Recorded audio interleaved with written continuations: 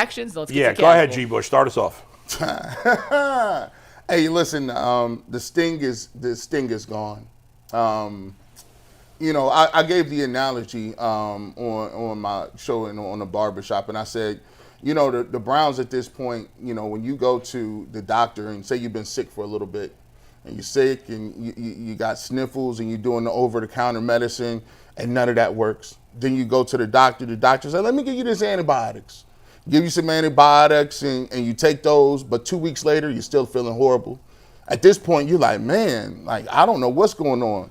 You go back. You had to go to the emergency room. You get to the emergency room, you're looking around, you're like, dang. Go back to your primary care physician and take a look and see what's going on. Now they running tests. Well, let's do some cultures. Let's do a chest x-ray. Let's look at some blood work. Wait another week, blood work come back, all that come back, inconclusive. At this point, as a regular human being, you're looking around like, listen, I just want a diagnosis. That's all I want. Just tell me what the diagnosis is so at least I can fight it. I can have something I can tell people what's wrong with me, because other than that, I'm thinking I'm going crazy right now. The reason that happens to a lot of people is the fact that we want a reason. Humans need to have understanding to put context into life. So we're at the same point with the Cleveland Browns. They done changed, they done got rid of the receivers. They done got a new quarterback in there, and Jameis played well, and then he didn't. Deshaun Watson ain't playing. Nick Chubb done came back, and it still ain't looked the same. Offensive line been moving in and out. And guess what? We still got all the symptoms of a bad football team. All the symptoms is just sitting there, and we have no diagnosis at this point. We're just sitting here throwing stuff at the wall. We don't know if the offensive line is old. We don't know if the play caller really makes a difference. We don't know if it's Dorsey. We're still trying to figure out what D. Podesta does for a living. And that is why at this point, for all Browns fans, we're just sitting here looking around like we don't have a diagnosis on what's going on. And I'm going to tell you what, this ain't no 1 or 2 week fix. This ain't no just take this guy out and fix it and bring it over. This is going to take a lot of different situations going on. You might need a biopsy. You might need to have surgery. You might have to have physical therapy. Heck, you might even need to get some experimental drug lists, right? This is not going to be, take this out and fix it and give you some antibiotics. This is a long, hard road for the Cleveland Browns. And the frustrating part about it is, and the most, what takes all your emotion out of it is, today, I wish I could come on here and tell you exactly what's wrong with them and why they're bad, but I can't. They're 2-7, and it's a lot of things wrong, and it's going to take more than one thing in the draft, trades, or cuts to get these guys back to playing good football. Jason? I'll go one step further in your medical analogy. It's time to amputate, Jim.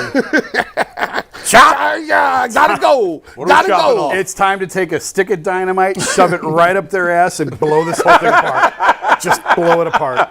It's the biggest failure. It's the biggest disappointment in the league. It's the most expensive roster in the history of the NFL. That's the most wild. in cash spent. It's the most expensive roster ever. $337 million, $15 million more than any team has ever spent for 2 wins. It's not working. It's time to blow it apart. You've got about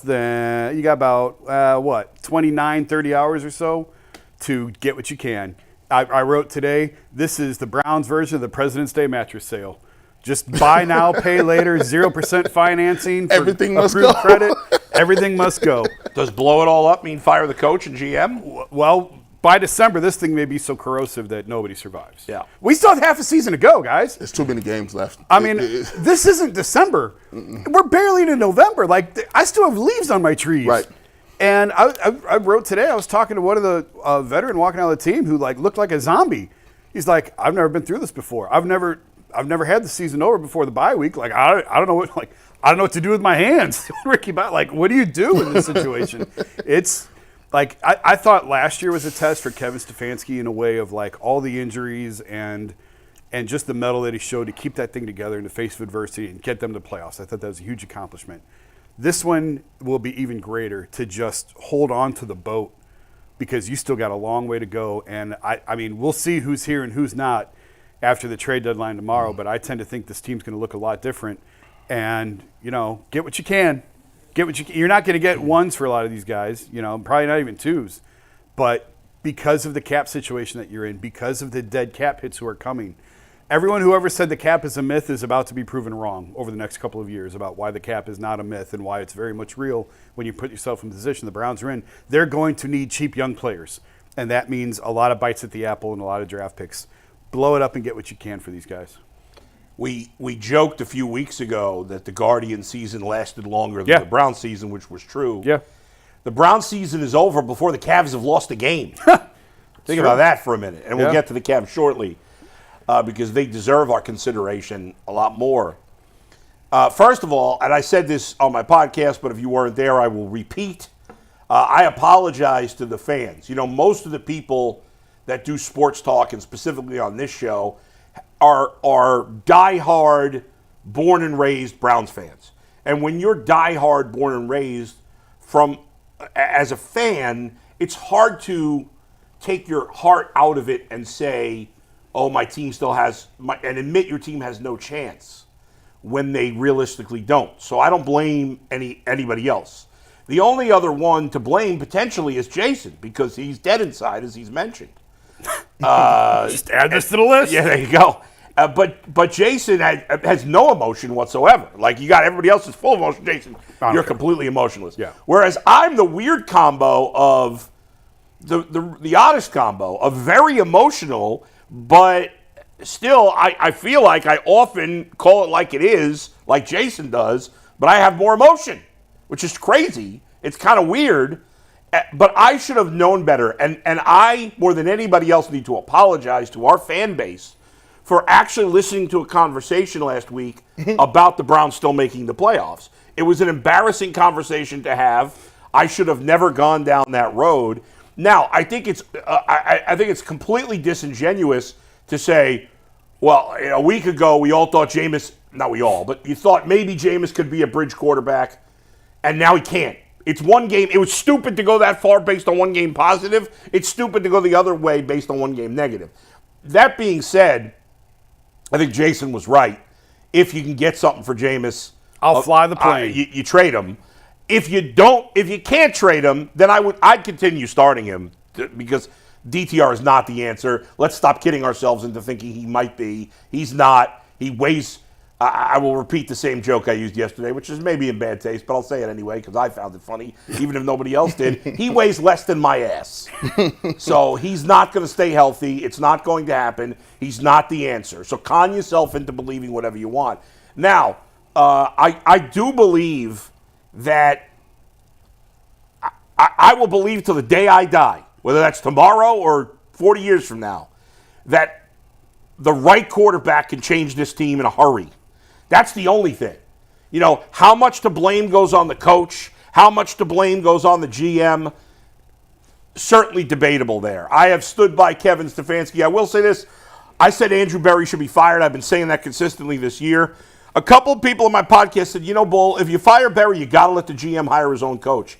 And it's a fair point. Even though I've defended Stefanski, it's a fair point. So if they hire a new GM, although I have zero faith, I hope I'm proven wrong. I have zero faith that that Jimmy has the ability to hire the right people. As much as I rip the Dolans for their money spending, they know how to hire people. The Browns don't know how to hire people, and so I don't trust it. And I was thinking yesterday, man, if John Dorsey hadn't just lost his mind and hired Freddie Kitchens as head coach, he might still be here as the GM. Now, he ultimately didn't get it right on Baker. He should have taken Josh Allen or Lamar Jackson. But Baker's at least the starting quarterback in the league as opposed to Josh Rosen. Well, Sam Darnold's now a starting quarterback in the league too. So, but John Dorsey did, I think, more positive things percentage-wise than Andrew Berry or any other GM, frankly, has done as the GM of the Browns. So, as G said, and there's just a lot going on here. There's no easy answers. The only easy answer is to find the right quarterback. But the Browns haven't been able to do that in 40 years. And that ain't easy. That's not easy. It's not easy. It's not supposed to be this hard, though. But it's not supposed to be this hard. You're right. Like, come on. It's supposed to be. The Packers find one every time. It's and the Browns are not the only team, right? The Bears, and there's been some other teams that can't find a quarterback. But for Christ's sake, the Bengals have found Andy Dalton's arguably better than anybody the Browns have had since Bernie. I mean, I get when it's all said and done, maybe Baker will be better than Andy Dalton, but in my mind, Baker's just Andy Dalton. I don't think they're all that different. Yeah. So, I mean, and they're not a good franchise. They're not a well-run franchise. They have a bad owner. In a lot of ways, in some ways, worse than Jimmy Haslam. So, everybody's frustrated today. I noticed a lot of apathy, though. People are just like resigned to. It felt like those years in 16 and 17 where they didn't win it all, and at least it was going to lead to something in the future, and it felt like it was for a number of years, and it's kind of all gone off the cliff. It led to one playoff win. That's what it led to. Yeah, two playoff appearances, one playoff win. People are really taking note of that. Like we Joe Thomas played here, and we got nothing. Like nothing. Like his sacrifice for us being here to the point where we are now today is. Hey, we went 1-31. We wasted Joe Thomas's career. We got the number 1 pick. We missed on that. We missed on a bunch of other things. Now we look up and we got one win. A COVID win at that. Yeah. Nobody was even at the game. That's right. I dismiss everything that happened in the COVID year. By the way, the Los Dodgers, who I believe just became the first team in sports that won a championship in the COVID year. Who won the COVID championship in football? Why can't I remember that? Was it the Chiefs? No, it's the Buccaneers. Okay, it was the Buccaneers. Yeah. So the Dodgers are the first team of the teams that won a championship in the COVID year to win another. And if you listen to some of the post-game stuff for the Dodgers, it mattered. They essentially said, "Yeah, this one matters. The other one didn't." Think about it. The Lakers won a COVID championship, and they ain't even been close. Those championships were all fraudulent. So the only win they have is the fraudulent COVID game with nobody in the stands. It was just a total joke. And nothing has come out. All that losing, and nothing has come out of it. Or almost nothing. Go ahead, Mike. I just want to give one thought on the Browns, and we'll pivot over to the Cavs here. And I have a FanDuel ticket I have to show you guys, or tell you guys about that was absurd on the Cavs. But G said it earlier. Jason said it. You said it. We said it on the postgame show yesterday. There are so many issues and so many problems and so many negatives about the Browns right now. It is impossible to pinpoint one specific issue that isn't bleeding over into the next issue, and into the next issue, and into the next issue. But the quarterback is the biggest. You're 100% right. The quarterback is the biggest There position are other issues, certainly.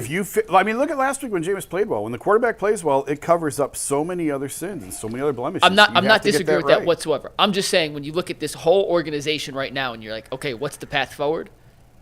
Yes, obviously an improved quarterback helps everything. But there are so many other issues down the road that bad quarterback play then hides that you can't truly evaluate. So are you sure player X and Y are as good as we thought they were, or do you not really have something? It is an entire trickle-down effect.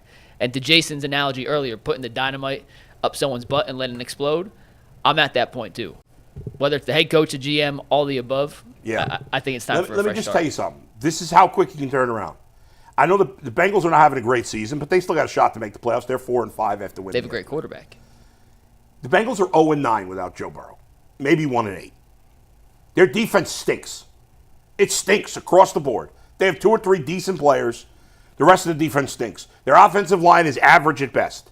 I like their young running back. He's a nice player, but I'll say he's above average. Obviously, you got a great wide receiver in Jamar Chase. T. Higgins is very good too, but he's missed half the season. They have nobody special at tight end, but they've got a great quarterback. So they're 4-5. Well, you look at Joe Burrow the year he came out, right? Everybody and their mom knew Joe Burrow was the truth. Everybody. Yeah. There was a consensus. Nobody said, oh, this other guy. No. It's Joe Burrow. This year, it's like I'm looking at this draft and I'm like, I know. There's not a Joe Burrow. There ain't no Burrows. Yeah. It's a bunch of guys with some of the same skill sets. And then you have to ask yourself, do I trust the GM to make the right decision on that? And then I have to ask, does this quarterback fit into all of the other stuff that we've been doing offensively? And are we going to have to go through that again? What does he like to run? What did he run in college? Right. What does he do well? All of these things. And when Joe Burrow came in, you knew Joe Burrow was, what did he do well? Spin it. So let's go ahead and come in here and spin the football. Yeah. There isn't, it's just, that's why they're checking out. I'm telling you, all them people, the vitriol is gone from the Watson thing because that's off the table. Now it's just a mess. It's just all a mess, and we don't know what we're gonna do. And Jimmy Haslam has to identify which one of these moving shell game and pieces and parts to swap out, because something's gonna change. Yeah. But we don't know what that is. It's a dark place right now for Browns fans, the darkest it's been in a while. We will check back in on the Browns in a little while, but now it's time to check in on a team that's actually playing great. The Browns have 7 losses. The Cavs have 7 wins. And if you want to get in